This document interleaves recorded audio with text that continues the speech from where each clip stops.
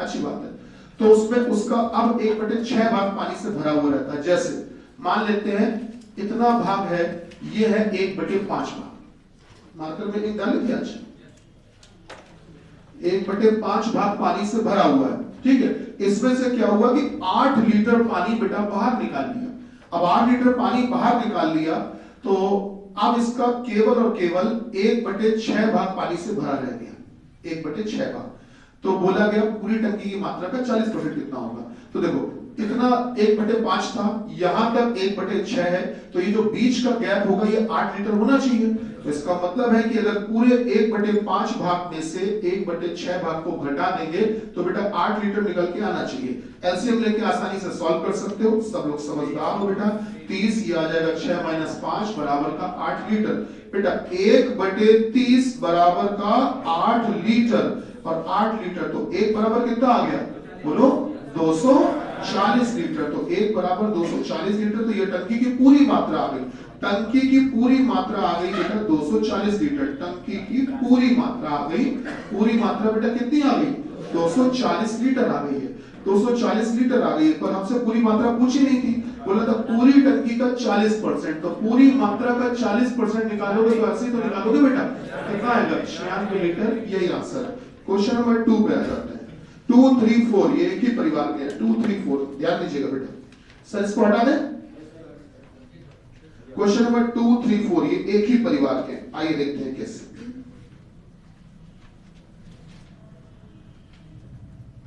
ठीक है, question number 2, 3, 4 आइए समझते हैं बेटा देखिए कैसे।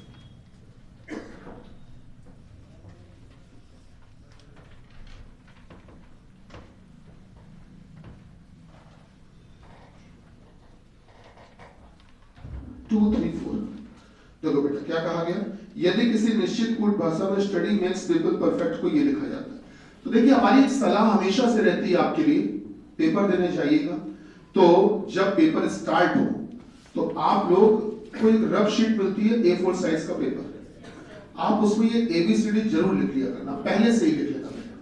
मतलब पेपर स्टार्ट करना, स्टार्ट करने के बाद जैसे ही आपका रजिस्ट्रेशन लॉगिन आईडी पासवर्ड वाला काम पूरा हो जाए ऑनलाइन पेपर में, तो आप सीधे ये ABCD वाला ये पूरी सीक्वेंस लिख लेना बेटा, जरूर लिख लेना। इससे बहुत फायदे होते हैं। पेपर में कई प्रश्न हैं जो आपके देखते ही सॉल्व हो जाएंगे, बड़ी मदद मिलेगी आपको बेटा, ठीक है। कई लोगों को कोडिंग डिकोडिंग याद होती है इसलिए वो नहीं लिखते हैं, क्यों लगता है कि सर हम लिखेंगे हमें तो याद है, मेरा अपमान हो जाएगा। तो कभी कभी अपमान सह लेना फायदेमंद होता है, ठीक है। कभी कभी छोटे बन जाया करो, ठीक समझ रहे हैं भैया, कभी कभी छोटे बन जाया करो, कोई दिक्कत नहीं। तो हमने पहले सीधी ABCD लिखी, फिर बेटा इसके नीचे हमने उल्टी ABCD लिखी, मतलब पीछे से शुरू करेंगे, ठीक है। बहुत टाइम नहीं लगेगा ये करने में, पेपर में आपको हार्डली 30 से 40 सेकंड ही लगेंगे बेटा।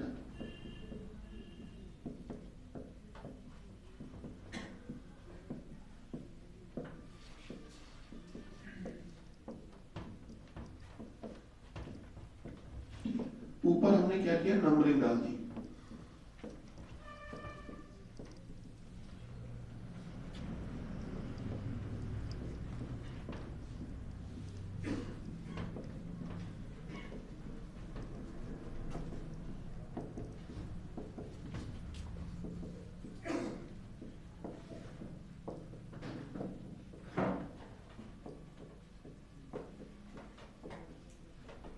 एक सेकंड देखिए होता क्या है, ध्यान देना बेटा।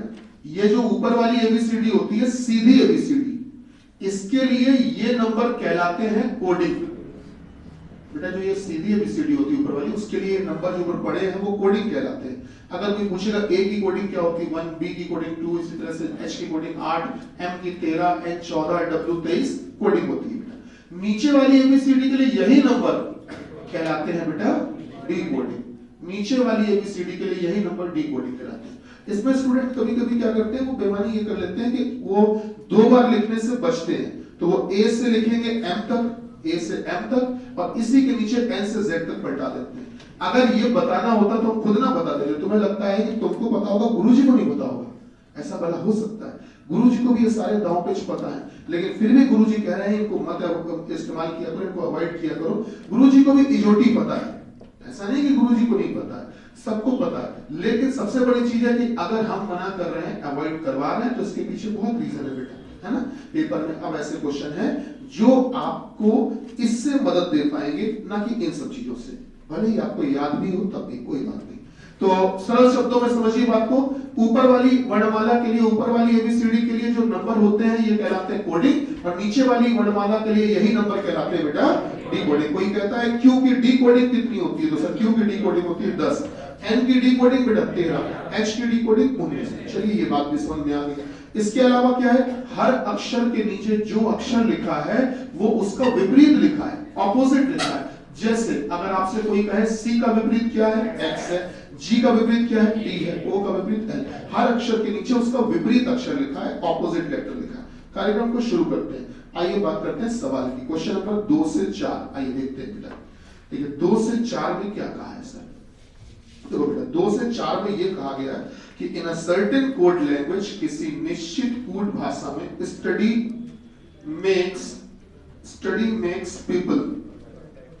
मेक्स पीपल परफेक्ट को लिखा जाता है बेटा x%v o has v, फिर कहा गया $v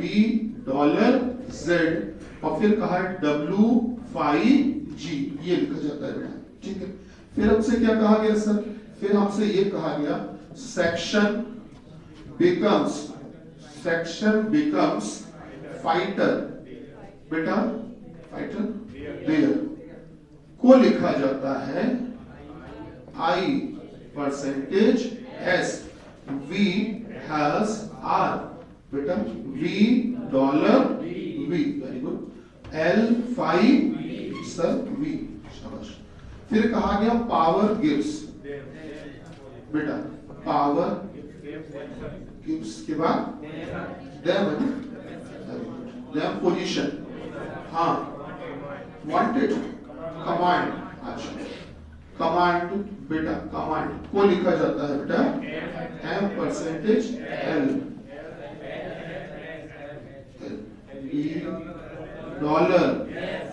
$S, very good sir, V5R और सर V इनफाइनाइट, और ये इनफाइनाइट कैसा बना हुआ है? चलो इनफाइनाइट ही मान लेते हैं इसको, ठीक है। बस ये एट द रेट होना चाहिए, बड़ा विचित्र प्रकार का है, ठीक है। चलो इनफाइनाइट ही मान लेते हैं उसको। ये कहा गया। अब इसमें क्या है, आपको कोड पहचानने हैं, समझिएगा लॉजिक क्या लगाएंगे, ध्यान देना बेटा। आप इस वाले में पहले शब्द में आप गौर करिए, पीछे से दूसरा अक्षर कौन है बेटा? डी है। डी का विपरीत आप ऊपर से देखकर बताइए, डी का विपरीत कौन है? डी का विपरीत डब्ल्यू। तो डी का विपरीत डब्ल्यू हमने इधर लिखा आगे। अब आगे से दूसरा अक्षर बताओ कौन है? आगे से दूसरा अक्षर टी है। टी का विपरीत क्या है? जी। वो जी हमने बेटा इधर लिखा पीछे। मेरी बात को समझना बेटा, पीछे से दूसरा अक्षर और आगे से दूसरा अक्षर, इनका विपरीत हमने इंटरचेंज करके क्रॉस करके ऐसे लिख दिया, ठीक। डब्ल्यू जी, चेक करो डब्ल्यू और जी वाला कोई कोड वहां पर मौजूद है क्या? अच्छा, डब्ल्यू जी के बीच में अगर आप ध्यान से देखो तो 5 लिखा हुआ है, वो मैंने वहां यहां पर भी लिख दिया। अब देखो बेटा, आगे से दूसरा अक्षर ए, पीछे से दूसरा अक्षर ई, तो ए का डिकोड लेटर, ए का विपरीत पीछे भेजना, ई का विपरीत आगे ले आना। ई का विपरीत बताओ, ई का विपरीत वी बेटा, ए का विपरीत ऊपर से देखो जो ए के नीचे वही विपरीत जेड, शाबाश। वी जेड वाली कोई कोडिंग है उधर? बीच में सिंबल कौन सा है? डॉलर का प्रतीक है बेटा, है ना। ई का विपरीत बच्चा इधर, एल का विपरीत बेटा इधर, बोलो इधर इधर, एल का विपरीत ओ बेटा, ई का विपरीत नहीं बोल पा रहे हो, है वी, ओ वी के बीच में क्या उधर? एच, वेरी गुड बेटा। फिर देखो सर, फिर ई का विपरीत और बच्चा सी का, तो सी इधर ले जाओ, ई उधर ले जाओ, बोलो बेटा पीछे क्या भैया? पीछे पीछे पीछे पीछे पीछे पीछे, वी आगे, एक्स एक्स वी के बीच में, बहुत बढ़िया बात है सर। अच्छा एक बात गौर करना, यहाँ पर जैसे हमने ये कोड लिखे हैं, ये कोड रिस्पेक्टिवली नहीं उधर W5G, जबकि ये पहला शब्द है स्टडी, लेकिन इसका कोड सबसे पहले नहीं दिया। अब चेक करो, स्टडी का कोड सबसे पीछे, उसके बाद में फिर मेक्स का कोड, फिर बेटा पीपल का, फिर परफेक्ट का। या ये भी कह सकते हो दूसरे शब्दों में कि इन्होंने जिस क्रम से वाक्य दिया है उसके उल्टे क्रम से कोड दिए हैं। मतलब सबसे पहले सबसे पीछे वाले का कोड, फिर उसके बाद वाले का, फिर सर उसके बाद वाले का। क्यों भैया, समझ गए ना? अच्छा, ये जो लॉजिक चल रहा है आइए इसको पकड़ते हैं, इस पे ध्यान देते हैं, गौर करना। सबसे पहले इन्होंने जो चिन्ह लगाया वो प्रतिशत का लगाया, फिर हैश का, फिर डॉलर का, फिर फाई का। चेक करना ये जो चिन्ह है वो इसी क्रम से सब में चल रहे हैं। सबसे पहले वाले कोड में चिन्ह प्रतिशत का, प्रतिशत का, प्रतिशत का। दूसरे नंबर की कोडिंग में हैश हैश हैश। जब तीसरे शब्द की कोडिंग आ रही है तो डॉलर डॉलर डॉलर। जब चौथे शब्द की कोडिंग आ रही है तो फाइव फाइव फाइव। क्या मेरी बात समझ रहे हैं? तो ये तय हो गया कि इसी क्रम से चिन्ह बार बार आएंगे। अच्छा, जल्दी से काम करते हैं। हमने पहले वाक्य को तो पकड़ लिया, देखते हैं क्या ऐसे ही दूसरा और तीसरा भी बन रहा है। तो दूसरे में थोड़ी जगह कम लग रही तो नीचे कर लेते हैं, इसमें करते हैं तीसरे वाले का। तीसरे वाले की बात करें तो आपको तरीका तो ऊपर वाला याद ही है। चलो, ई का कोड इधर लाओ, ओ का उधर ले लो। बोलो बेटा, वी इधर बोलो, एल। सही बात है? अच्छा बोलो बच्चा, जी आई का कोड बेटा इधर और ई का कोड इधर, वी और शाबाश। ई इधर, एच उधर, वी और एस। अच्छा सर बोले सर, एल। हाँ सर बताएं, आगे एम, पीछे बेटा एल। बहुत बढ़िया। अच्छा, कोडिंग करोगे तो अगर आप ध्यान से देखोगे तो एम एल वाली बात तो शुरुआत हो रही ना, तो परसेंटेज पे सेकंड कोडिंग ये है हैश, थर्ड कोडिंग ये है डॉलर, फोर्थ कोडिंग ये है फाइव। अच्छा, अब एक पांचवा शब्द आया तो उसके लिए नया चिन्ह भी आ गया। कौन सा है? हमको बातें इनकी समझ में आ गई। जल्दी से इनका प्रश्न देख लेते हैं। क्वेश्चन नंबर 2 देखिए बेटा। क्वेश्चन नंबर 2 में क्या कहा गया कि सर इसी अंदाज से बताइए, इसी मेथड से बताइए। वो ये कहना चाह रहे हैं इसी पैटर्न से बताइए। बेटा मैं इनका वाक्य लिख दिया, क्वेश्चन नंबर 2 लिख देते हैं, तो ये बीच में जगह हम खाली कर देते हैं, तो इससे मेरा काम बन जाएगा इतनी जगह से। तो इधर पर लिख देते हैं। आपको तरीका समझ में आ ही गया इनका? ठीक है, तो बेटा कह रहे हैं इसी तरह से बताइए कि इसकी कोडिंग क्या लिखी जाएगी। किसकी कोडिंग दिया है बेटा इन्होंने? Lucknow, Lucknow sir capital sir denotes, हाँ बेटा प्रदेश, प्रदेश, प्रदेश को क्या लिखा जाएगा, ये इन्होंने हमसे पूछा है। तो चलिए फटाफट से देख लेते हैं। तो मेरे ख्याल से काम कर लेते हैं सर। एक काम ये कर लेते हैं कि हम पीछे वाले शब्द से शुरू कर देते हैं। तो बेटा सबसे पहले बताओ, एस की कोडिंग ये पाओगे ना, एस की कोडिंग एच और आर की कोडिंग पीछे आई। क्यों भाई? सही है। और पहला चिन्ह कौन सा? प्रतिशत। बेटा अब ई की कोडिंग आगे और ई की कोडिंग पीछे, तो ई की कोडिंग आगे मतलब क्या? वी, और पीछे भी वी। सही बात है। अगला चिन्ह कौन सा है? एस का। बहुत बढ़िया बेटा, आगे बढ़ते हैं, डिनोट्स पे आ जाओ। तो ई की कोडिंग हमारी समझ से आगे और सॉरी ये तो हो गया, ए की कोडिंग आगे और ए की कोडिंग पीछे। हाँ बेटा जेड जेड। ठीक है, तीसरा चिन्ह बताओ कौन सा है? डॉलर। बहुत बढ़िया बेटा, आगे बढ़ते हैं। फिर ओ की कोडिंग आगे और यू के पीछे, तो ओ की कोडिंग आगे मतलब एल, पीछे कौन? हाँ एफ। चिन्ह कौन सा? फाइव। बात समझ में आई? क्या बात है। ठीक है, तो ये हो गया क्वेश्चन नंबर 2 का आंसर। नोट कर लीजिएगा। क्वेश्चन नंबर 3 पे आ जाइए। रीजनिंग का कोड क्या होगा? इन्होंने अब हमसे पूछ लिया सर कि बताइए रीजनिंग का कोड क्या होगा। आइए देखते हैं इसी तरीके से रीजनिंग। बेटा इसी तरीके से रीजनिंग का कोड इन्होंने जो पूछा है, आइए देखते हैं रीजनिंग।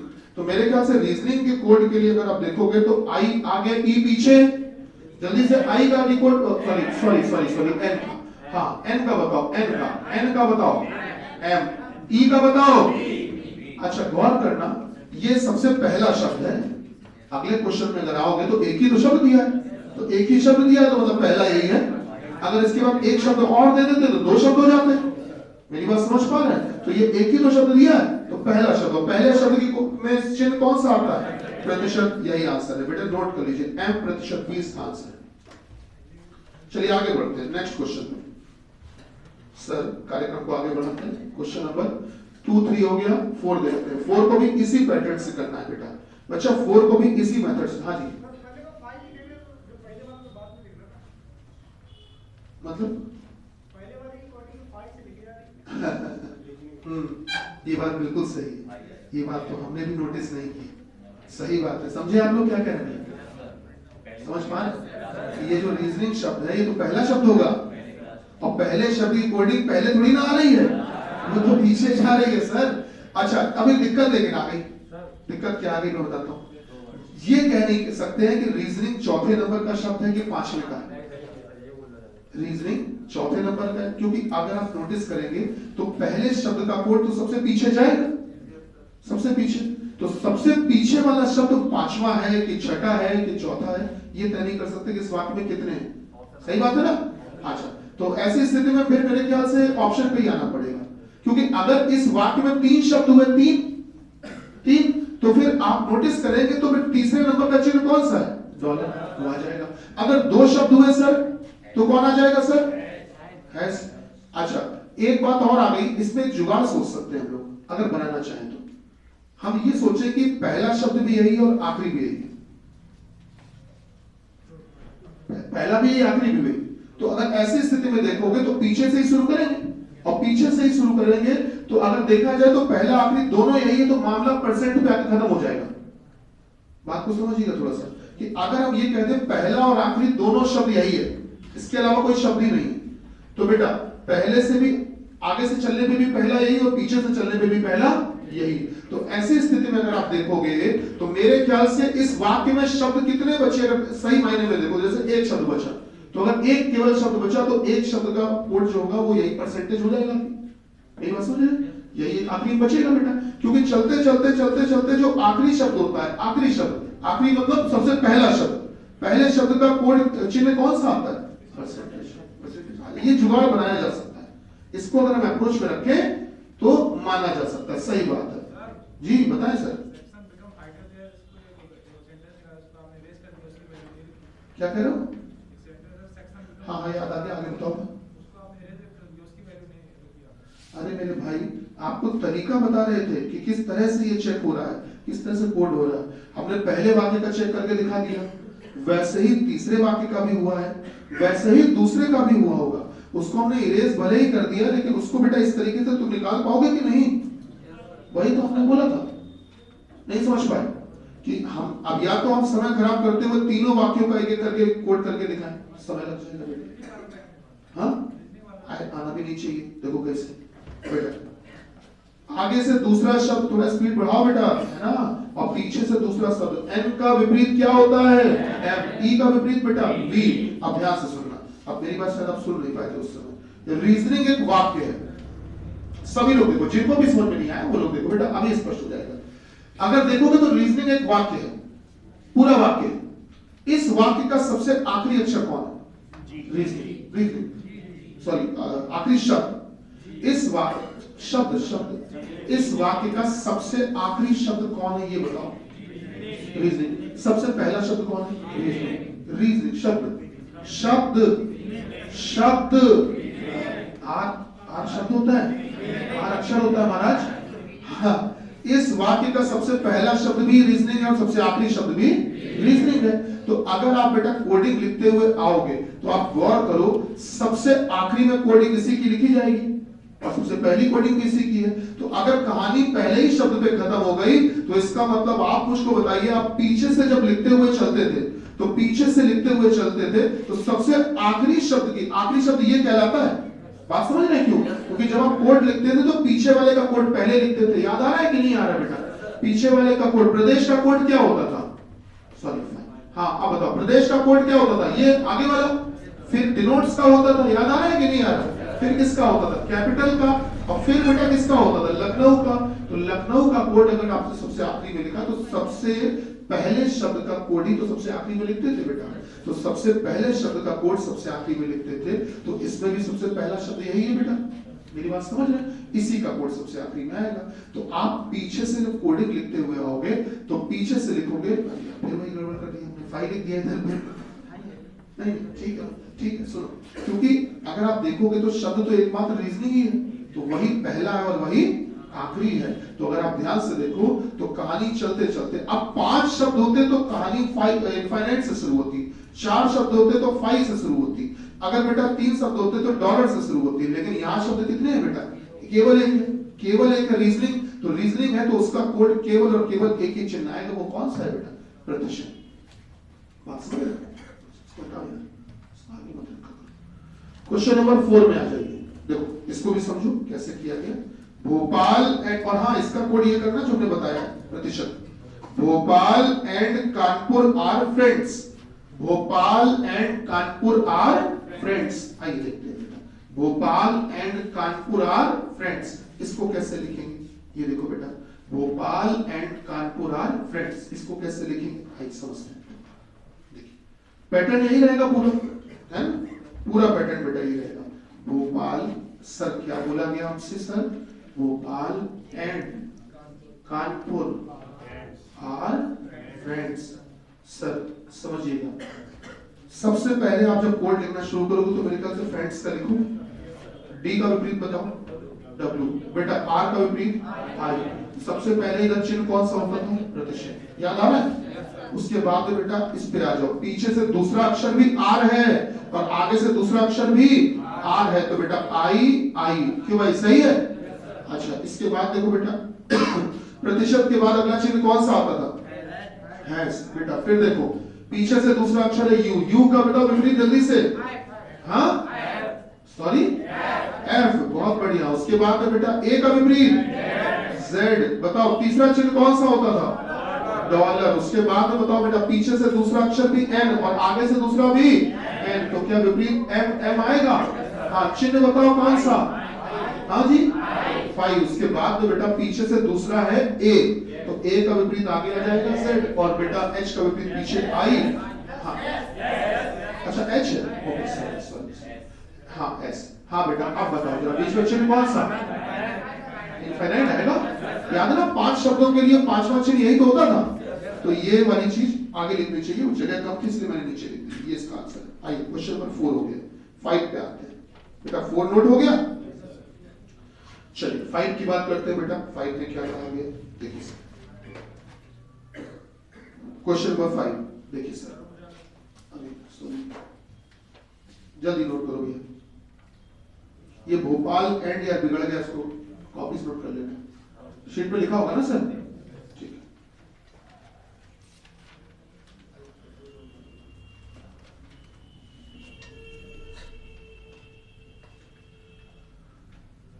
चलिए शुरू करते हैं। नेक्स्ट देखते हैं बेटा, अगले में क्या बोला गया?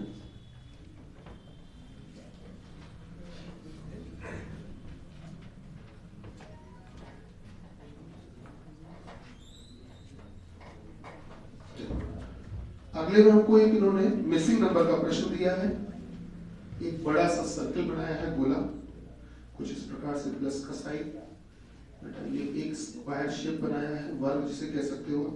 बीच में सर्कल दे दिया है, यहाँ दिया है सर 12, यहाँ दिया है 182, सर 30 और कुछ बेटा यहाँ 8 दिया है, यहाँ दिया है 12, उसके बाद यहाँ दिया है बेटा 20 और फिर 6, फिर बेटा 14 और 8, फिर दिया है 10 और 18। आइए देखते हैं भैया, सब लोग सामने ध्यान दीजिएगा, नोट मत करिएगा, समझ लीजिए, क्योंकि शीट में ही चाहो तो पेन चला के लिख लो, शीट में भी तो बना हुआ है सब कुछ, दोबारा से कॉपी में क्यों नोट करोगे? देखो अगर हम आपसे ये कहें सर, अगर हम आपसे ये कहें सर कि अगर आप इस 12 और इस 8 का अंतर निकालो, डिफरेंस बताओ, इस ये बेटा जो साइन होता है ये डिफरेंस का साइन होता है, अंतर का निशान। 12 और 8 का अंतर कितना? 4। इसी 4 में 1 कम कर दो और 3 का गुणा कर दो, तो आप बताओ ये अंदर वाला नंबर 12 आ गया। फिर 20 और 6 का आपस में अंतर निकालो, अंतर बताओ कितना आएगा? 14 में 1 कम कर दो, 13 का गुणा कर दो, तो 14 गुणा 13 करोगे, ये अंदर वाला नंबर आ गया बेटा। 14 और 8 का अंतर निकालो आपस में, डिफरेंस बोलो बेटा। 6 में 1 कम कर दो, 6 पंचे 30 अंदर आ गया। इसी प्रकार से 18 और 10 का अंतर बताओ, डिफरेंस। 8 में 1 कम कर दो, 8 सते अंदर आ गया 56। यही आंसर है। नहीं समझ में आया? चलिए क्वेश्चन नंबर 6 में आ जाते हैं। 6 में बेटा क्या कहा गया, ध्यान दीजिएगा। इन्होंने बोला बताइए कि दी गई आकृति में कुल वर्गों की संख्या और कुल त्रिभुजों की संख्या के बीच में अनुपात क्या है। देखिए अब जमाने थोड़े से बदल चुके हैं, पहले हुआ करता था कि कितने वर्ग है कितने त्रिभुज है, अब वो क्या करते हैं, वर्ग त्रिभुज में अनुपात पूछ लेंगे। एक ही क्वेश्चन में 2 चीजें पूछ लेंगे। तो अब प्रश्न ऐसे आ रहा है जिसमें कि उनको एक बार चोट देंगे और घाव कई बार हो जाए आपके, हैं वो ऐसा करते हैं। चलिए देखते हैं सर कैसे, ध्यान दीजिएगा, गौर करना बेटा।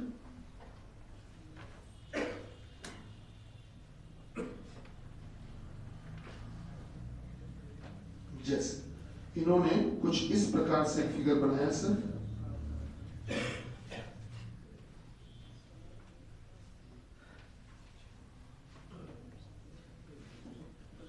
मैच करिएगा मेरे ख्याल से, सही चल रहे हैं हम लोग बेटा, सही ना। अब इसमें बोला है कुल वर्ग और कुल त्रिभुज, यही तो निकालना है सर। चलिए काम करते हैं, पहले हम लोग वर्ग निकाल लेते हैं, पहले वर्गों की बात की गई। तो कुल वर्गों की संख्या, कुल वर्ग कितने हैं, हमको वर्ग मतलब होता है स्क्वायर, इंग्लिश में क्या कहते हैं, स्क्वायर बेटा, नंबर ऑफ स्क्वायर्स देखने हैं।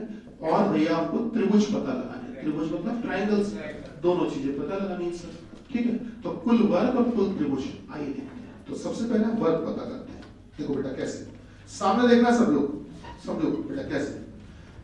वर्ग वो होता है जिसकी चारों भुजाएं बराबर होती हैं सर। तो देखिए आपने क्या किया, सबसे अंदर जैसे कि एक आपको स्क्वायर ये देखना है बेटा, सहमत हो, एक स्क्वायर किया, एक के बाद सर 2 3 सर 4 और भैया 5 और ये पूरा, सहमत हो बेटा। 6 के बाद बेटा 7, तो कुल वर्ग कितने आ गए, 7 वर्ग आ गए 7 के अलावा कोई नहीं।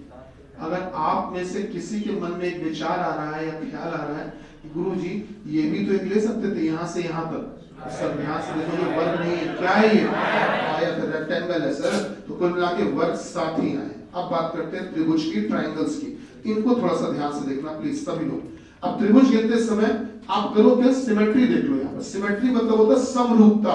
बेटा अगर हम आपसे कहें कि जैसा चित्र ये बना है, इतना ध्यान से देखना जितने की हम बात कर रहे हैं, ये इतने चित्र की बात कर रहे हैं, इतने की, इतने चित्र की बात कर रहे हैं, इसके अंदर जो कुछ भी बना है, जो कुछ भी बना है, क्या वैसा ही सब कुछ इसके अंदर भी बना है, इसमें ही बना है, से बना है। तो टाइम बचाएंगे ना पेपर में, हम क्यों टाइम खराब करें, जल्दी शॉर्टकट मारेंगे, एक में गिन लेते हैं, 4 गुना कर देंगे।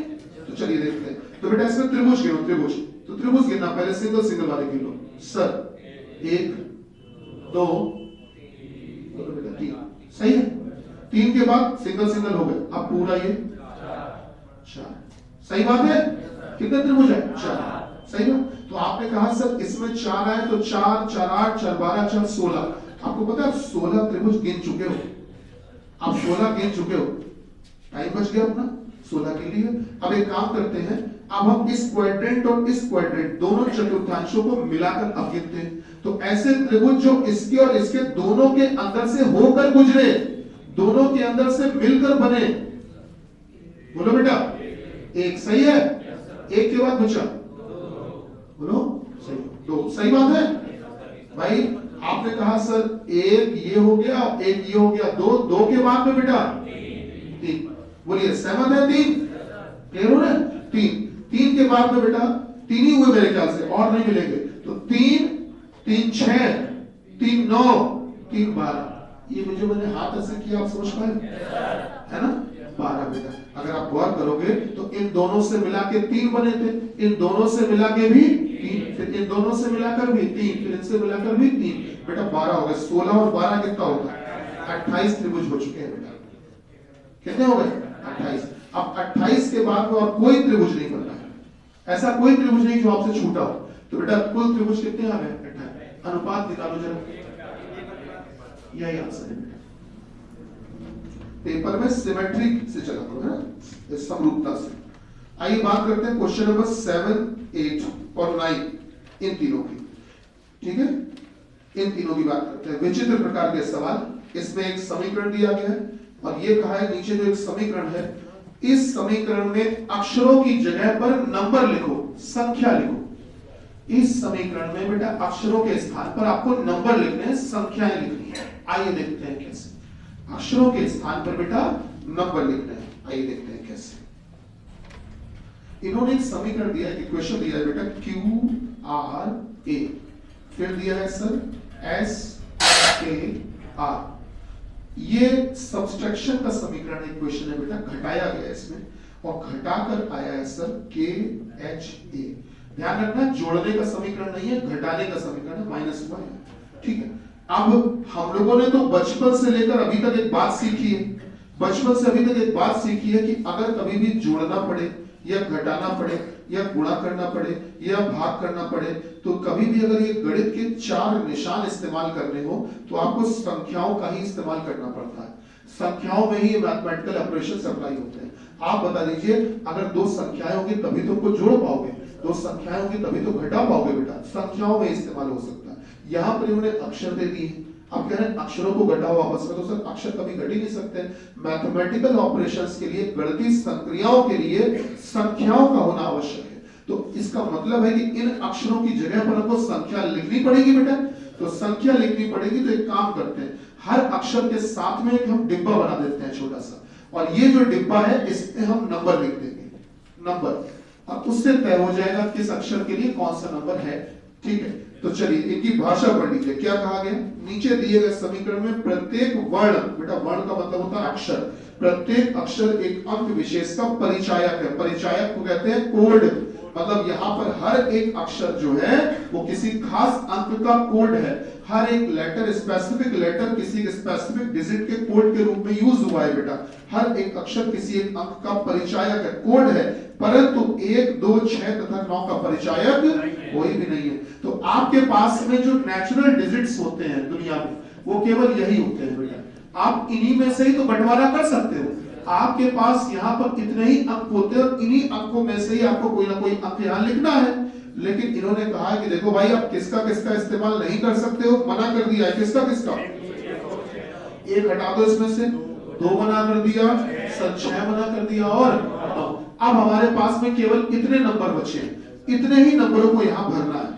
अब आप ये गिन लीजिए कि ऊपर नंबर बचे कितने हैं, गिन लो कितने बचे हैं, 1, 2, 3, 4, 5, 6। अगर 6 प्रकार के अलग अलग नंबर बचे हैं तो नीचे 6 प्रकार के ही अलग अलग अक्षर भी होने चाहिए। गिनिए क्या 6 प्रकार के अक्षर अलग अलग हैं सर? 1, 2, 3 के बाद सर 4, 5। क्यों भाई, इसको क्यों नहीं गिना? क्योंकि ऊपर आर गिन चुके हैं, जो इस आर का मतलब होगा वही इस आर। तो 5 हो चुके, 5 के बाद 6। क्यों भाई, इनको क्यों नहीं गिना? क्योंकि ऊपर के और ए का मतलब तो गिन चुके हो ना, तो जो ऊपर के का मतलब होगा वही नीचे भी होगा। तो 6 अलग अलग प्रकार के अक्षर, 6 प्रकार के नंबर, आपको यही फिल करने हैं।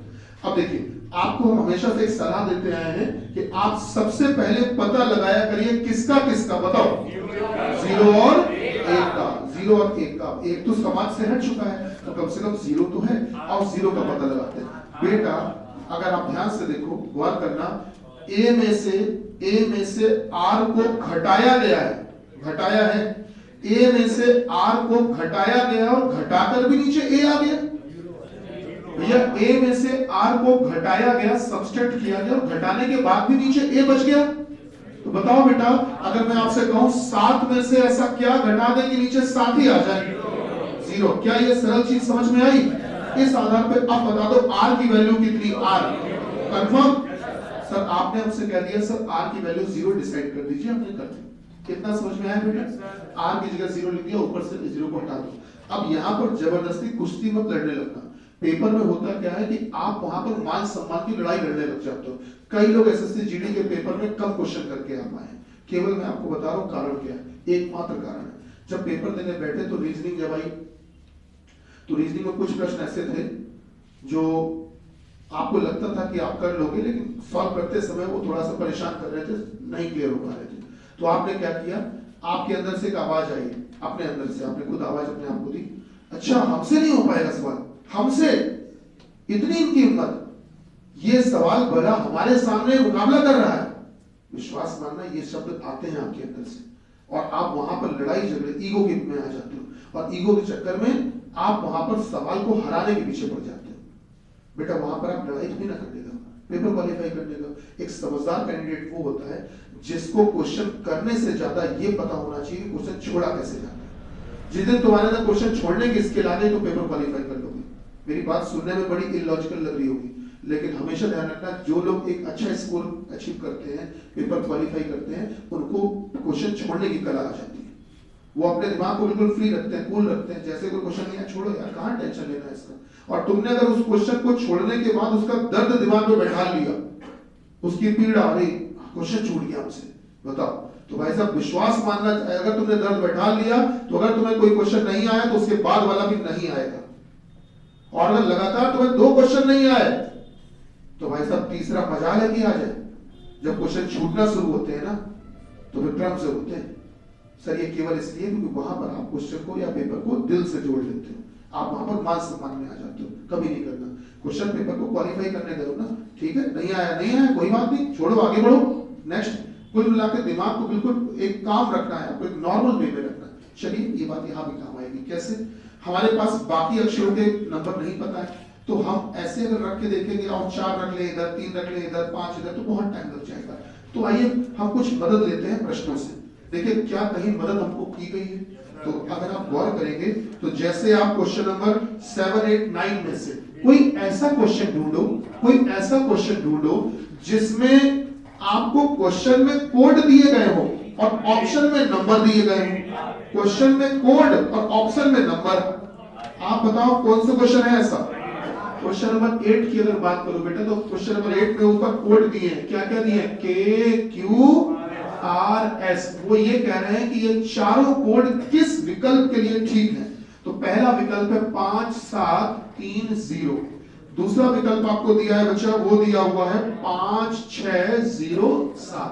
तीसरा विकल्प आपको दिया है बेटा 4085 and the fourth one is, चौथा ऑप्शन दिया गया सर 3804। अच्छा अब एक बात बताओ बेटा, ये जो ऊपर आपके पास में 4 अक्षर लिखे हैं, इन चारों अक्षरों में से क्या किसी भी अक्षर की वैल्यू आपको पता चली अभी तक? किसकी?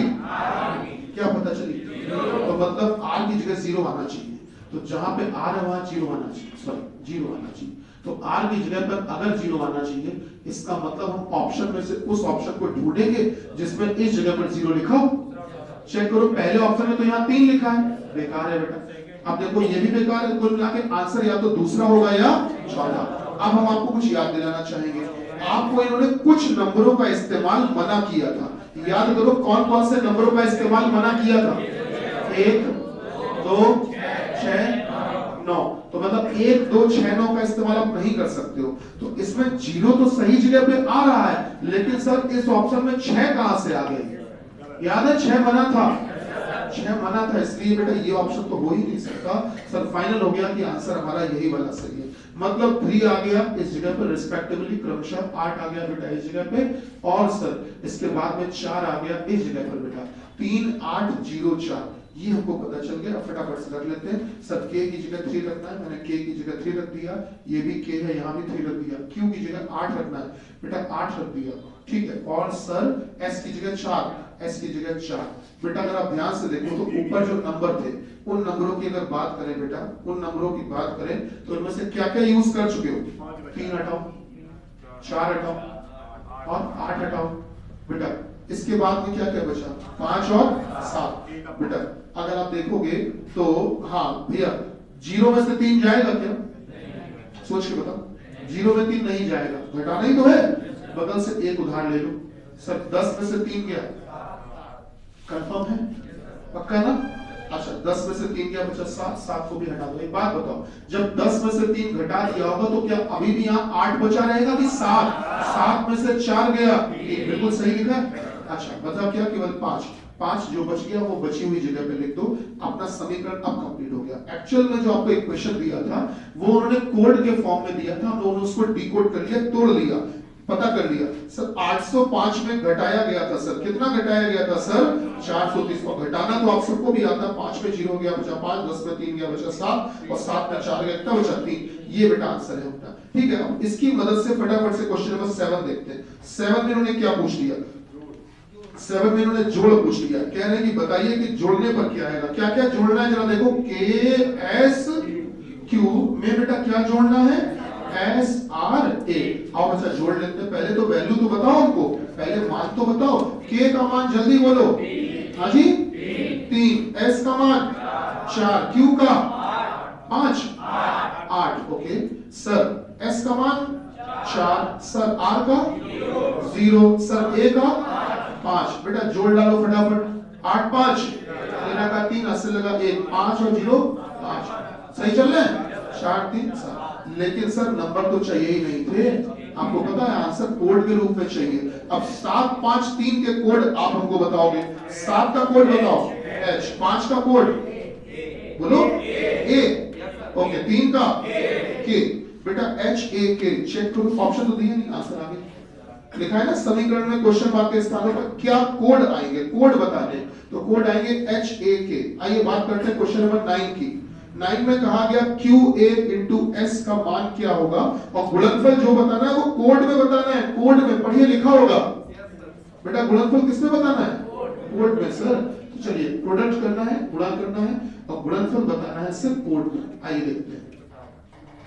इन्होंने हमसे ये कहा सर इन्होंने हमसे ये कहा, ध्यान दीजिएगा सर, कि बताइए QA into S, QA into S बराबर क्या आएगा, ये पूछा है बेटा। QA जरा वैल्यू बताइए, Q की वैल्यू बेटा, A की वैल्यू बताओ, हाँ 5, अच्छा बेटा S की वैल्यू बताओ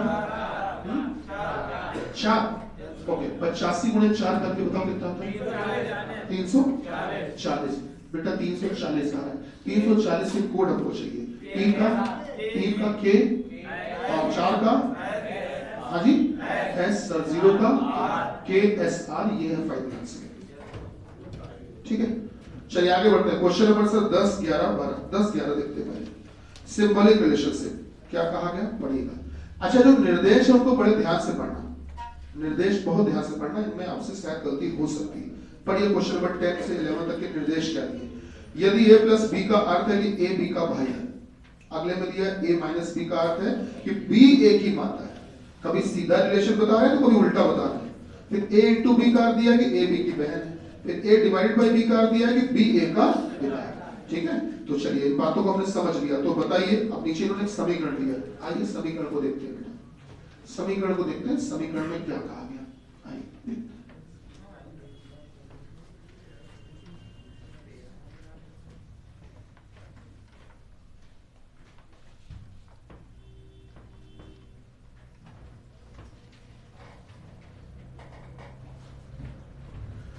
क्वेश्चन नंबर 10 11 के लिए सब निर्देश दे दिए गए हैं। क्वेश्चन नंबर 10 पढ़ते हैं। इसमें उन्होंने बेटा हमसे ये कहा P minus Q into R divided by S, फिर बेटा है प्लस डबल। ठीक है, ये कहा है, पर इसमें पूछा है कि बताइए S का P से क्या संबंध है, S का P से क्या संबंध है। आइए रिलेशन जोड़ते हैं। तो देखो, सबसे पहला निशान तुमको दिया है माइनस का, और बेटा माइनस का निशान जो है वो किसके किसके बीच में है, तो आप केवल P माइनस Q को देखिए। बेटा P माइनस Q का अर्थ वही तो होगा जो ऊपर हमको A माइनस B का बताया गया। सर ऊपर हमको A माइनस B का अर्थ क्या बताया सर, जल्दी बताएं। हाँ, A B की B A की, B A की माता है, मतलब कि पीछे वाली जो B है वो A की माता है।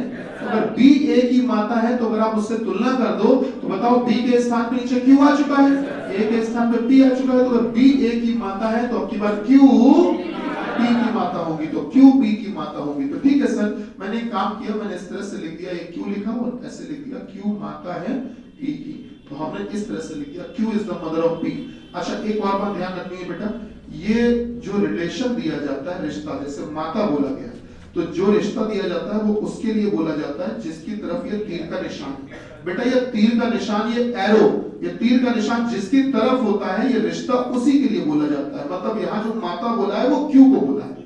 ठीक है, अच्छा एक और बात, हम लोग पुरुषों को दिखाएंगे प्लस साइन से और महिलाओं को माइनस से। इसके पीछे तर्क दे दिया करते हैं हम लोग कि सर पुरुष में आगे पा लिखा होता, पा मतलब प्लस और मां मतलब माइनस, ये तर्क दे सकते हैं।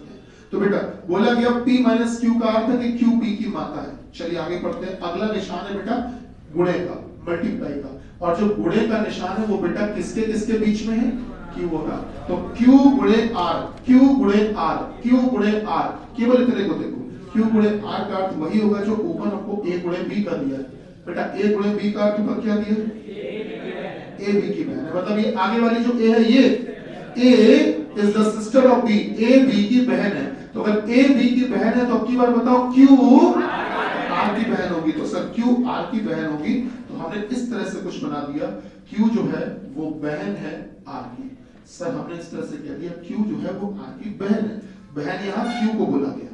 ठीक, सर आगे देखते हैं, अगला निशान है बेटा डिवाइड का, भाग का। और डिवाइड का निशान बेटा किसके किसके बीच में है, बोलो बेटा R और S। तो R divided by S, R भागित S का अर्थ वही होगा जो ऊपर आपको A भागित B का बताया। बताओ भाई A भागित B का अर्थ क्या बताया बेटा, B A का पिता है। B मतलब पीछे वाला B, ये B जो है वो A का पिता है। तो अब की बार बताओ पीछे कौन है, मतलब S R का पिता है। तो S R का पिता है, तो ठीक है, R के ऊपर हमने इस तरह से कहीं लिख दिया कि R के पिताजी है S, हमने S से बना दिया बेटा। क्यों भाई, समझ पा रहे हैं? अच्छा अगला देखो, प्लस का साइन है। प्लस का निशान बेटा किसके किसके बीच में है, S और W। S प्लस W को देखो, S प्लस W का अर्थ वही होगा जो ऊपर आपको A प्लस B का बताया। A प्लस B से तुलना कर दो, A प्लस B का अर्थ क्या बताया, बोलो सर।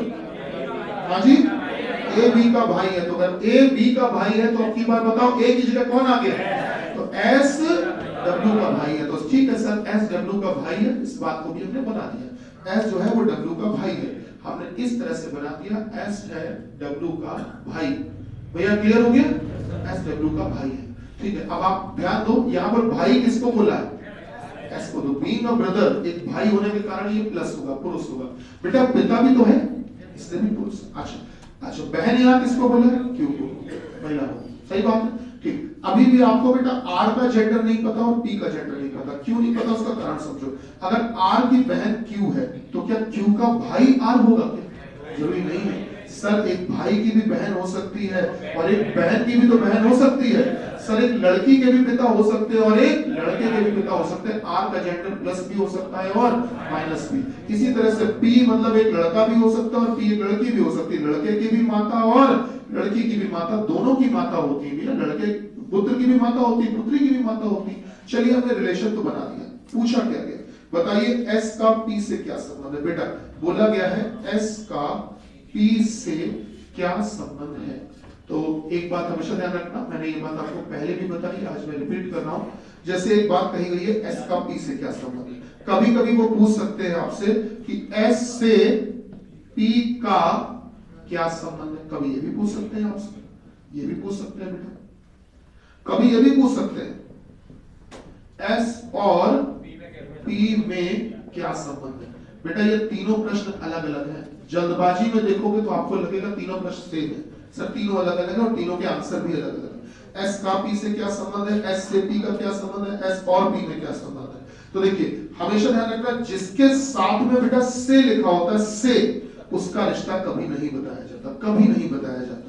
जिसके साथ में से लिखा उसका रिश्ता कभी नहीं बताया जाता। ठीक है, तो चलिए P के साथ में से लिखा, P का रिश्ता नहीं बताना है, तो फिर बताना किसका है, S का। जो S है वो क्या लग रहा है P का। तो अगर आप देखोगे तो P चाहे लड़का हो चाहे लड़की, कोई भी हो सकता है। तो इस लड़का या लड़की की मम्मी है Q, मम्मी का भाई अगर होगा तो मामा होगा, और अगर मम्मी की बहन होगी तो बोलो बेटा मौसी। कुल मिला के आप ये कह सकते हो कि R का अगर R की बहन अगर Q है तो क्या ये R और Q आपस में भाई बहन हो सकते हैं कि नहीं, या दोनों बहने बहने भी हो सकती हैं। तो अगर R पिता कह रही है या R अगर पिता कह रहा है तो Q भी क्या कहेगी, पिता ही तो कहेगी। दोनों ही बहने पिता ही तो कहेंगी। तो अब आपके लिए रास्ते थोड़े से आसान हो गए, कंसाइज हो गया। देखो कैसे, P की मम्मी ये है, P की माता जी Q है, और माता के पिता मतलब नाना। तो P की मम्मी के पिताजी, P की मम्मी के पिताजी कौन हुए, P के नाना। तो जो S है ना वो P के क्या है बेटा, नाना है। तो S का P से संबंध है नाना। पहले वाले का जवाब आ गया नाना। बेटा दूसरा देखो, S से P का क्या संबंध है। तो अगर P इनको नाना कह रहा है या P जो है वो अगर S को नाना कह रही है तो खुद क्या लगेगी, खुद जो है वो नातिन भी लग सकती है, और बोलो बेटा नाती भी लग सकता है। तो दूसरे में पूछा गया है, ध्यान से देखना, दूसरे में जो से लिखा है वो किसके साथ लिखा है, S के साथ। तो दूसरे में पता है रिश्ता किसका पूछा गया, P का, कि बताओ जो P है वो क्या लग रहा है S का। तो वो S का नाती भी लग सकता है और नातिन भी। तो दूसरे वाले का आंसर है बेटा नाती या नातिन। अब आपको एक बढ़िया बात से मुलाकात करवाते हैं आज। किससे मुलाकात करवाएंगे, आपको ऑप्शन से, ऑप्शन देते हैं। देखना, जैसे आप उत्तर प्रदेश पुलिस का एक सरल एग्जाम, सरल मतलब जिसमें हिंदी मुख्य भूमिका निभाती है। ऐसा इसलिए क्योंकि हिंदी ही लोग उसमें पढ़ते हैं और हिंदी आसानी से हो भी जाती है, कोई दिक्कत नहीं। उस परीक्षा में ये नॉर्मल सा क्वेश्चन आ गया, ये बीच वाला क्वेश्चन, ये बीच वाला क्वेश्चन, और ऑप्शन दिए गए इसके। पहला नाती, दूसरा नातिन, तीसरा तय नहीं कर सकते, तय नहीं कर सकते, चौथा नाना, नाना, पांचवा नानी, और ऑप्शन दे दिए, मान लेते हैं और दे दिया ऑप्शन, और दे दिया बेटा, और दे दिया आपको एक ऑप्शन ग्रैंड चाइल्ड, मान लेते हैं एक ऑप्शन दे दिया, और एक ऑप्शन और दे दिया, मान लेते हैं नन ऑफ दिस, इनमें से कोई नहीं। आपसे पूछा गया बताओ, और को चलो फिलहाल ठीक, इतना ही सही है। बताओ, क्वेश्चन यही है, एस से पी का क्या संबंध है? ऑप्शन बताओ, ऑप्शन में ही आंसर चाहिए आपको। देख लो भैया, तय नहीं कर सकते, नहीं लग रहा किसी को, किसी को नहीं लग रहा, नाना नहीं लग रहा किसी को, नानी नहीं लग रही। सर आप भले ही हिंदी पसंद करते हो, लेकिन उसके बावजूद भी आपको ब्लड रिलेशन में आपको अंग्रेजी के शब्द सीखने ही पड़ेंगे। ये केवल मेरा मत या मेरा मानना नहीं है, आप पिछले पेपर को उठा के देख लीजिएगा। सर पिछले पेपर को उठा के देखिएगा, अब वो उस पेपर में भी जिसमें हिंदी मुख्य भूमिका निभाती, उसमें भी जो ऑप्शन दे रहे हैं ना ब्लड रिलेशन के, वो अंग्रेजी के ही दे रहे हैं। ग्रैंड चाइल्ड, वो खुल के नहीं कहेंगे आपसे, वो खुल के नहीं कहेंगे ग्रैंड चाइल्ड का मतलब क्या है, वो नहीं बताएंगे, खुद समझो क्या है। मेरी बात समझ लो बेटा। तो ग्रैंड चाइल्ड का मतलब पता है क्या क्या होता है? ग्रैंड चाइल्ड का मतलब होता है बेटा नाती या नातिन या पोता या पोती, ये सब होता है ग्रैंड चाइल्ड का मतलब, सब बेटा। ग्रैंडसन, ग्रैंडडॉटर सब होता है बेटा। इस स्थिति में आप बताओ ग्रैंड चाइल्ड ने सबको निपटा दिया, तो आप बताइए नाती या नातिन में से कोई भी हो जाए, बना ना, उसको बोलेंगे तो ग्रैंड चाइल्ड ही। तो सर इस स्थिति में एक सही बेहतर उचित ऑप्शन कौन सा होगा? चलिए एस और पी में क्या संबंध है, एस और पी में क्या संबंध है? तो देखिए अब ऑप्शन बताते हैं आपको। पहला ऑप्शन दिया है आपको, पहला ऑप्शन दिया है आपको, वो दिया है बेटा, वो दिया है पहला ऑप्शन, तय नहीं कर सकते। चलो पहला ही दे दिया, पहला ऑप्शन दिया है तय नहीं कर सकते, can not be determined, data इनएडिक्वेट, जानकारी अधूरी है, आंकड़े अपर्याप्त है, कुछ भी कह सकते हो, तय नहीं कर सकते, पहला ऑप्शन दिया। दूसरा ऑप्शन आपको दिया है बेटा, दूसरा ऑप्शन दिया है ना, दूसरा ऑप्शन दिया है ग्रैंड चाइल्ड, ध्यान देना बेटा, ग्रैंड चाइल्ड, दूसरा ऑप्शन दिया है ग्रैंड चाइल्ड तथा नाना, दूसरा।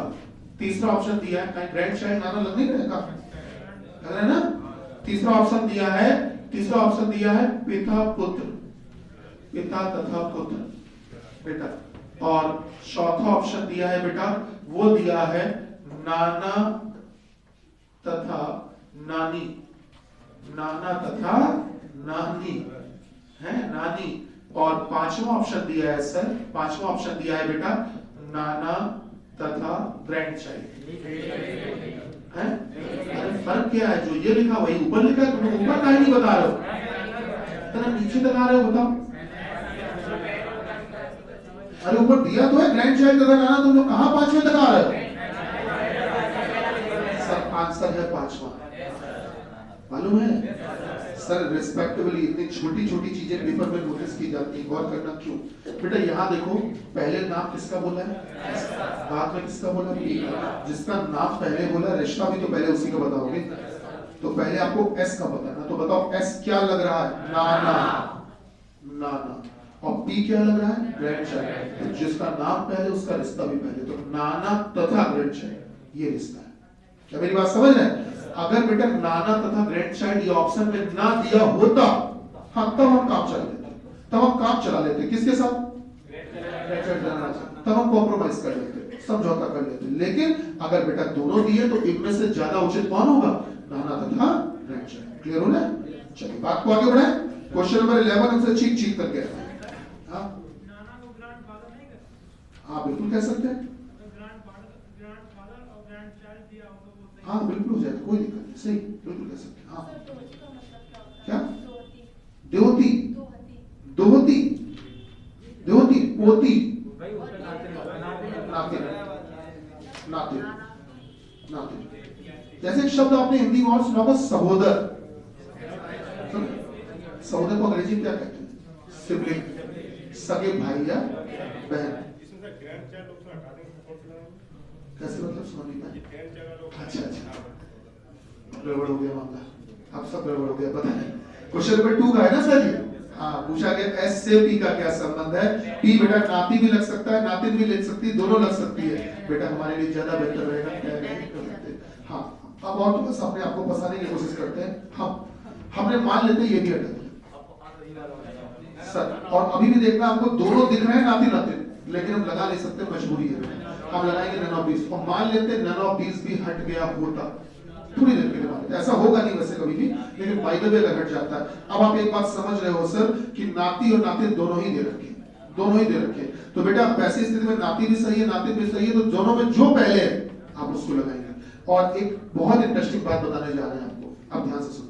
जो लोग एसएससी की तैयारी कर रहे हैं, जो इंग्लिश भी पढ़ते होंगे, इंग्लिश ड्रामा कहीं भी पढ़ते होंगे, कोई बात इंग्लिश में पढ़ाई गई होगी, हमेशा ध्यान रखना मैस्कुलिन एंड फेमिनिन दो जेंडर होते हैं और प्राथमिकता हमेशा मैस्कुलिन को दी जाती है। कोई भी चीज अगर होगी तो उसमें यह माना जाता है कि अगर स्त्रीलिंग पुल्लिंग दो की बात हो रही है तो हमेशा प्राथमिकता पुल्लिंग के लिए होती है, हमेशा दी जाती है।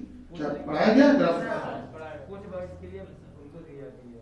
हाँ, कुछ वर्ड जैसे होते हैं ना उनको फिक्स कर रखे हैं कि ये नहीं वो तो वर्ड से फिक्स होगा। जैसे जर्मन लैंग्वेज में एक शब्द आता है लेहरर, लेहरर माने होता है टीचर, हम लेहरर हैं, और एक शब्द होता है लेहररिन, दैट इज फीमेल टीचर, समझ रहे? तब लेकिन अगर मान लो हम जर्मन में चूंकि हमने पढ़ा हुआ है तो हमको पढ़ाया जाता था अगर कोई वाक्य बोल दिया गया उसमें लेहरर शब्द आ गया तो हम ये मान लेते थे वो मेल फीमेल दोनों के लिए हो गया। ऐसे ही इंग्लिश ग्रामर में, दुनिया की हर भाषा में चीज है। तो मैंने आपसे कहा क्या बेटा कि अगर कभी भी आपसे कहा जाए, गौर करना, पुलिस आ गई, बोल दिया गई पुलिस आ गई मान लो, तो पुलिस से बता पाओगे महिला के पुरुष दोनों के लिए होता है। लेकिन अगर बेटा पुलिस शब्द की बात की जाए तो ये मुख्य रूप से यूज किसके लिए होता है? पुरुषों के लिए। मेरी बात समझ? उसमें होते दोनों हैं लेकिन यूज किसके लिए होता है बेटा? दोनों के लिए। ऐसे बहुत से शब्द हैं। हाँ, कुछ शब्द है स्पेसिफिक जो फीमेल के लिए बनाए गए हैं तो उसकी बात अलग है, वो याद कर लेंगे। तो ओवरऑल कहने का मतलब ये है कि पुरुष महिला में अगर प्राथमिकता देनी हो तो किसको दोगे? पुरुष को। ये ग्रामर भी कहती है हमसे, ठीक है, हमेशा। तो ऐसी स्थिति में भी नाती ही माना जाएगा, वो भी एक कारण बन सकता है। और दूसरा कारण क्या है? जो ऊपर दिया है वही पहले, ठीक है, जो पहले वही पहले। हटा दें सर? बहुत बढ़िया। चलिए कार्यक्रम आगे बढ़ाते हैं। क्वेश्चन नंबर 11 हमसे क्या कह रहा है, आओ देखते हैं।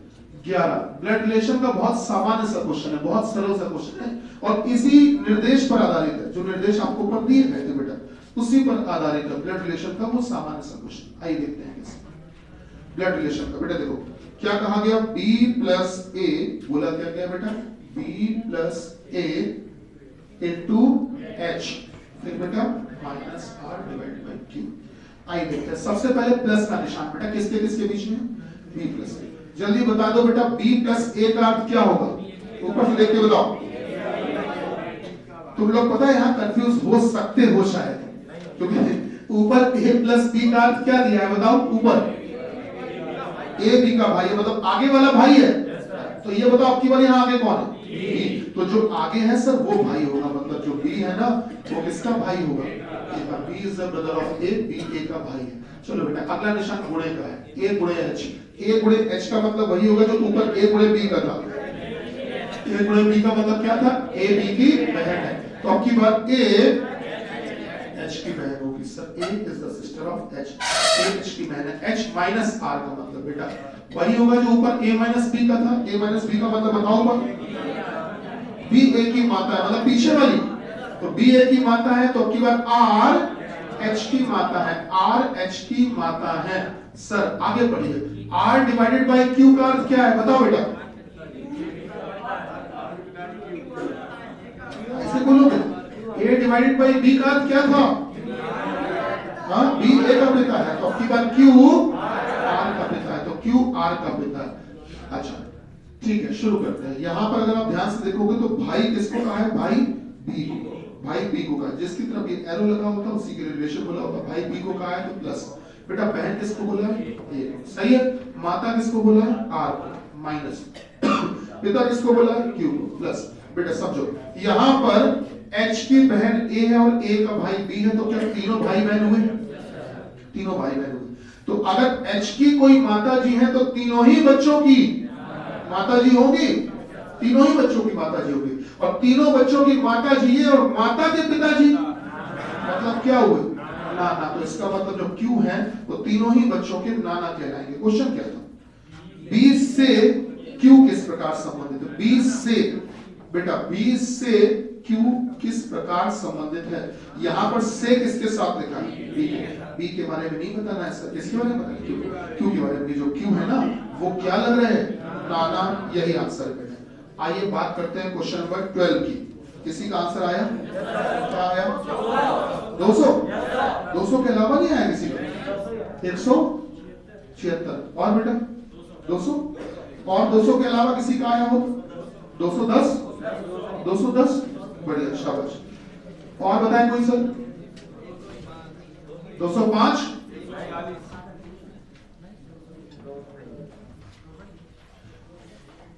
चलिए शुरू करें। देखते हैं बेटा, सिंपल सा क्वेश्चन है। क्या कहा गया? एक निर्देश दिया है, प्लस का अर्थ है माइनस। इन्होंने बोला क्या है सर? इन्होंने हमसे सर ये बोला है यदि प्लस का अर्थ है, बेटा निर्देश को बहुत ध्यान से पढ़ना, प्लस का अर्थ है माइनस, फिर बोला है गुणा का अर्थ है, सॉरी गुणा अर्थ है भाग का, फिर बोला है माइनस का अर्थ है भाग, और फिर बेटा बोला है प्लस अर्थ है गुणा का। कहीं कुछ दो बार नहीं है। आपको बताएं आज से लगभग 150-200 साल पहले जब हम पढ़ाया करते थे, ज्यादा पुरानी बात हुई क्या? चलो 149 साल रख लो, अब इससे कम नहीं कर पाएंगे। तो 149 साल पहले जब पढ़ाया करते थे तब सवाल इस प्रजाति के हुआ करते थे, प्लस का अर्थ है तो कुछ भी मान लो, माइनस मान लेते हैं, फिर माइनस का अर्थ है बेटा, माइनस का अर्थ है गुणा, फिर बेटा गुणा का अर्थ है, कुछ ऐसी बातें हुआ करती थी भाग, और फिर बोल दिया जाता था भाग का अर्थ है मान लेते हैं प्लस, ऐसे देते, ठीक है, ये वाली बातें आती थी। तो इसमें क्या होता था कि इसमें ये होता था कि जैसे बोला गया प्लस का अर्थ है माइनस, माइनस का ये सारी बातें, तो हम लोग क्या करते थे भैया, प्लीज हमको पढ़ा लेते थोड़ी देर। तो इसमें क्या करते थे, सीधी सी बात, हम ये बीच की जो कहानी है इसमें कभी ध्यान ही नहीं देते थे और ना जरूरत पड़ती थी, हमको सीधे सीधे पता चल जाता था कि बेटा प्लस हटा के क्या लगाना है, माइनस हटा के गुणा, गुणा हटा के भाग। बस हमने कभी इन शब्दों का मोल ही नहीं समझा, इनकी जरूरत ही नहीं समझी। आपको पता है कि बहुत जरूरत होती थी, ये पुराने जमाने की परंपरा है। तो हम लोग सीधे बस ये सीख लेते थे देसी तरीका कि बस आगे का निशान हटाओ पीछे का निशान लगाओ, हमको ये लगता है। जबकि आपको पता है इन शब्दों को ध्यान से देखो और वहां के शब्दों को ध्यान से देखो, फर्क है। सर कभी बोल रहे हैं का अर्थ है, कभी बोल रहे हैं अर्थ है, सर फर्क है, बहुत बड़ा फर्क है। तो आपको हम एक बढ़िया तरीका सिखाते हैं। होता क्या है सर, आपको पता है जिस निशान के साथ का लिखा होता है का, हमेशा उसको हटाकर दूसरा लगाना होता है निशान। जिस निशान के साथ का लिखा उसको हटा के दूसरा निशान लगा दो, जिसके साथ का लिखा उसको हटा के दूसरा लगा दो। अब आ जाओ अपने वाले पे, ध्यान दो बेटा, यहां पर देखो का किसके साथ लिखा है प्लस, तो प्लस का अर्थ है ये, तो मतलब प्लस को हटा के ये लगाना है। यहां देखो ध्यान से, का किसके साथ लिखा है भाग के, तो बेटा भाग को हटा के पता है क्या लगाना है गुणा। कभी कहानी सीधी जा रही, कभी उल्टी आ रही है बेटा। यहां देखो का किसके साथ लिखा है माइनस के, तो माइनस को हटा के भाग लगाना बच्चा। यहां देखो का किसके साथ लिखा है गुणा, तो गुणा हटा के बेटा ये लगाना है। नहीं समझ में आया चेक करना, कोई रिपीट नहीं हुआ, कोई दो बार नहीं आया, सब बिल्कुल सही है, डोंट वरी। तो अब अपना समीकरण क्या था दुनिया वालों, 72 माइनस 6 भागित 8 गुणते 120 माइनस 16। बेटा अब आप ये देखो माइनस का कहीं लिखा है, माइनस का अर्थ क्या है बेटा 72 के बाद आपने कह दिया भाग 6। अब भाग के साथ देखो कहीं का लिखा है, भाग के साथ कहीं का लिखा है, का भाग का अर्थ क्या है, तो बेटा यहाँ गुणा लगाओ 8, गुणा के साथ कहीं का लिखा है का, बोलो प्लस, तो गुणा हटा के बेटा प्लस लगाओ, प्लस 120। सर प्लस हटाओ, प्लस किस जगह का, बोलो बेटा माइनस, तो आपने कह दिया माइनस 16। अच्छा बोर्ड पास शाखा सबको आते हैं, ठीक है, बोर्ड पास शाखा सबको आते हैं। तो 72 में 6 का भाग दे देते हैं, 12 थे 96। सर ये हो गया 96 प्लस का 120 माइनस का 16। बेटा सॉल्व तो कर ही लोगे आसानी से, 4 को 120 में 16 घटा लो पहले, बाद में 96 जोड़ लेना, ओवरऑल कितना 200 जोड़ घटाना आप सबको आता है, यही आंसर है, ठीक है। अच्छा कार्यक्रम को थोड़ा सा आगे बढ़ाते हैं बेटा, जाना है क्या? हम आपको बहुत स्पेशल चीज देने वाले हैं आज। हाँ बताओ बेटा। ये नॉर्मल जो क्वेश्चन में क्यों ब्रैकेट के अंदर सर ब्रैकेट तो जैसे ऐसे लिखी हुई संख्या है उसको मन में ये बात आ रही है कि गुणा क्यों नहीं किया सर? आपने प्रॉब्लम्स बेस्ड ऑन कंडीशन के सवाल हमारे सुने लगाए हमने, उसमें आपने देखा होगा जो इकाई बेटा बोलेंगे तो देना इकाई दहाई मेरी बस सुनो। हम ये कहते थे गुणनफल में, अभी मैं बांटना चाहूँ कहें तक, गुणनफल में इकाई तथा दहाई के अंकों के कोड क्या होंगे याद करना। तो आप कुछ ऐसा बता देते थे सर अल्फा प्लस, चेक करना किसी क्वेश्चन में शायद ये आया भी था। अल्फा प्लस अगर आपने लिखा तो आप इनके अंक मान लो 4 और 6 थोड़ी देते थे, तो आप इसको 46 पढ़ते थे, काहे 24 का नहीं पढ़ते थे, 6 चौको 24। मेरा कहने का मतलब क्या है बेटा, यहाँ पर अगर क्वेश्चन नंबर 9 में हमको गुणा करवाना होता तो बीच में एक बार गुणा लगा देते। मेरी बात समझ रहे? हमको अगर गुणा करवाना होता, आप चेक करिए क्वेश्चन नंबर 9 में बेटा हमको जहां गुणा करवाना था मैंने आपको वहां गुणा लगा के दिया। क्यों ए के बीच में गुणा नहीं करवाना है? क्यों नहीं करवाना है? यहाँ पर इन अक्षरों की जगह इनका मान रख देना है काम खत्म। अच्छा एक बात और बताओ, आप जरा, आपने हमसे क्वेश्चन नंबर 9 पूछा, आपने बेटा हमसे क्वेश्चन नंबर 7 क्यों नहीं पूछा? क्यों नहीं पूछा? आपने हमसे कहा के एस क्यू, के की वैल्यू कितनी? 3, एस की वैल्यू 4, क्यू की वैल्यू 8। आप उसको 348 क्या बोल रहे थे? 3 चौको 12 8 96 का नहीं। सर एक्चुअली वो ब्रैकेट के अंदर इस वजह से मैंने कहा ऐसा नहीं होगा, ठीक है? अकॉर्डिंग टू बोर्ड मास है, लेकिन ब्रैकेट के अंदर अरे बोर्ड पास को पाप पड़ेगा, भगवान माफ नहीं करेगा, हरकतों के चक्कर, ठीक है? ऐसा कुछ नहीं, परेशान, ठीक है? नोट करिए भैया, आपको एक पर्ची दी जा रही है, जादुई पर्ची, जल्दी से ले लीजिएगा, एक जादुई पर्ची।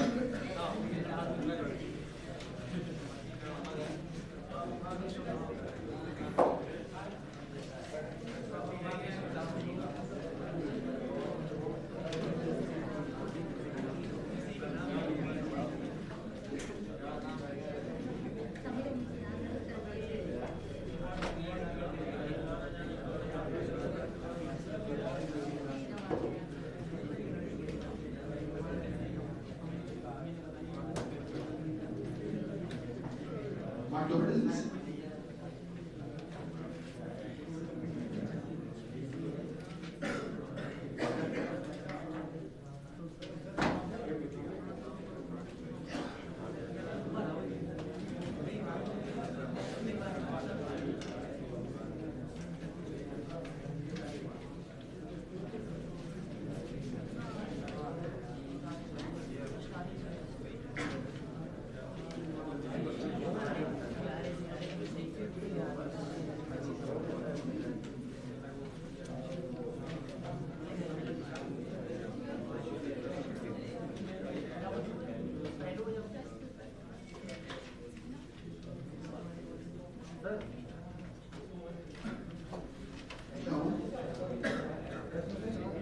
क्या कह रहे हो?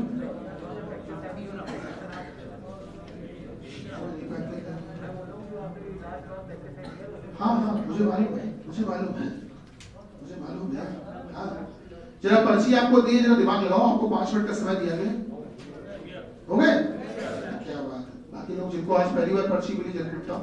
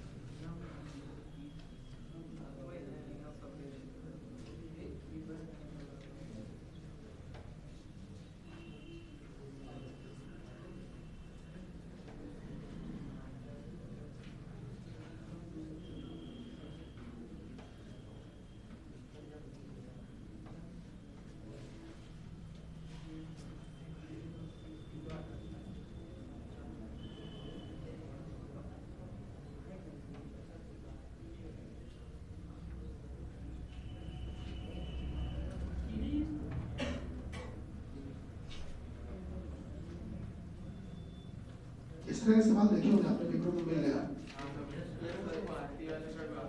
आ रहे ना जी।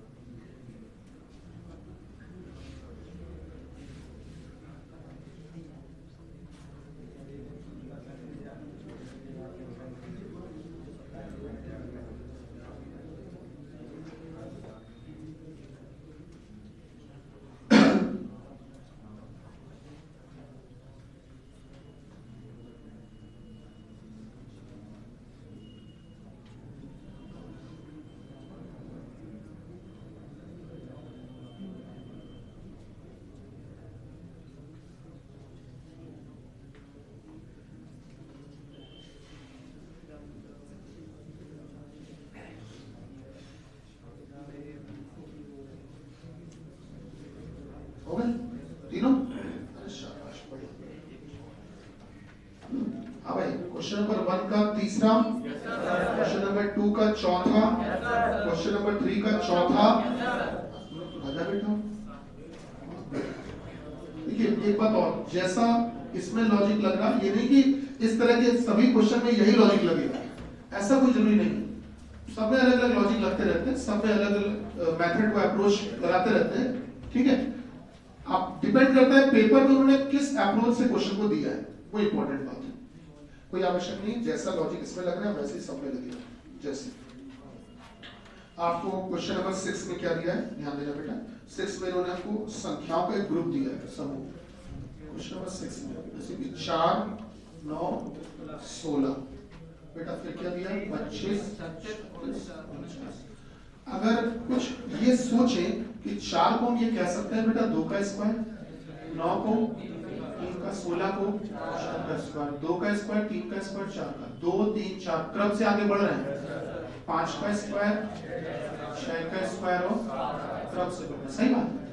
ऐसे ही क्या किसी ऑप्शन में है जो सीक्वेंस से आगे बढ़ रहे हैं क्रम से? बेटा सीधे हम तीसरा ऑप्शन चेक कर लें। सब दिया है 49, 64, 81। 49 मतलब आप कहना चाहेंगे 7 का, यही लॉजिक लगाया। अच्छा आइए 7 की बात करते हैं। 7 में कुछ जुगाड़ लग पाया? लगा जी। लास्ट वाले इनको दोनों को घटा देंगे 41 और 10 को घटा देंगे और क्या फिर 10 का आगे 2 कर देंगे, 10 का आगे 2 5 वो 10 में से 5 घटा देंगे, 26 का दोगुना कर देंगे। 26 का गुना कर देंगे। बढ़िया, सही, बिल्कुल सही। शाबाश। आज से इसका डी लगाया है, डी तो लगाया है। मैं सीधे डी लिख देता हूँ पहले मैं सीधे डी लिख देता हूँ। देखो ये जो क्वेश्चन है बिल्कुल सेम क्वेश्चन आया था एसएससी सीपीओ एसआई में, बिल्कुल सेम क्वेश्चन, इसी अप्रोच का, इसी लॉजिक का क्वेश्चन आया था। अभी ज्यादा पुरानी बात नहीं, शायद 2-3 महीने पहले हुआ था एसआई सीपीओ एसआई, हाँ दिसंबर समथिंग ना। तो उसमें बेटा सेम अप्रोच का क्वेश्चन आया था। इसमें क्या है, जैसे इन दोनों का आपस में अंतर निकालो, डिफरेंस। 41 और 10 का अंतर कितना है बेटा? 31। अब ये जो बीच वाला नंबर है इसका आधा करो, आधा 10 का आधा 5, तो 31 में 5 घटा दो 26 का दुगना करके ये आगे वाला नंबर लिखा है जी। वो गरीब बात बेटा 18 और 50 का अंतर निकालो, 32। बोले बेटा क्या है 32? अच्छा 18 का आधा करो, बोले बेटा 9। तो 18 का आधा 9 ना, वो 9 घटा दो, 32 में 9 गया 23, 32 में 9 गया बचा 23। 23 का दुगना कर दो, क्या 46 है? चेक करिए क्या यही जुगाड़ इसमें लग पा रहा है। 26 और 73 का अंतर निकालो बेटा आपस में, 26 73 नहीं घटाया दीजिए, हाँ कितना 47 बेटा अंतर है 47। अच्छा उसके बाद में 26 का आधा, वेरी गुड, बोले सर कितना 34 का बेटा दुगना, क्यों भाई सर। क्वेश्चन नंबर 8 की बात करें, ये भी आसानी से हो गया होगा मेरे ख्याल से। क्वेश्चन नंबर 8 की बात करें, है ना सिंपल बेटा। आपने पूछा था फाइंड ऑड वन अलग कौन सा है। जैसे पहला ऑप्शन दिया है 440, माइनस नहीं है ये, डैश लगा हुआ है। अगर आप देखोगे तो अगर 400 में आप 40 का भाग दोगे, भाग, तो बताओ क्या 10 आएगा, और 40 में अगर 4 का भाग दोगे तो भी कितना आएगा 10। चेक करो क्या दूसरे ऑप्शन में भी ये लॉजिक लग पा रहा है। दूसरा ऑप्शन दिया है बेटा 1000, फिर क्या दिया है 100, फिर क्या दिया 0। सिंपल है, अगर 1000 में 100 का भाग दोगे तो भी कितना आएगा 10, और 100 में अगर 10 का भाग दोगे तो भी कितना आएगा 10। अच्छा चेक करिए यही लॉजिक क्या आपका, यही लॉजिक बेटा आपका, अरे ये ऑप्शन नंबर बी और सी सेम दिया है क्या? सेम आ गया गलती से, खैर कोई बात नहीं। डी वाला देखो बेटा, डी वाला देखो, डी वाले ने क्या दिया बच्चा 300, और 300 के बाद क्या दिया 30 के बाद क्या दिया 7। यहाँ गड़बड़ हो गया सर, 300 में 30 का भाग देंगे तब तो 10 आएगा, लेकिन 30 में 7 का भाग देंगे तो 10 नहीं आएगा सर, ये 10 नहीं आएगा, गलत है। एक काम करो क्वेश्चन नंबर सी में करेक्शन कर लो। क्वेश्चन नंबर सी में जहां पर लिखा हुआ है शुरुआत में 1000, उस 1000 की जगह 10,000 कर लो, एक जीरो बढ़ा लो। Question number 18 sorry C option की बात कर रहे हैं, देखो ऐसे लिख लो, जो लोग नहीं समझ पाए वो ऐसे लिख लो, 10,000 एक जीरो बढ़ा लो, ठीक है 10,000 कर लो, 10,000 फिर 100 क्या 1000। क्वेश्चन नंबर 8 में 1000 था ना, हम कह रहे हैं उसको चेंज कर लो, उसको 10,000 कर लो।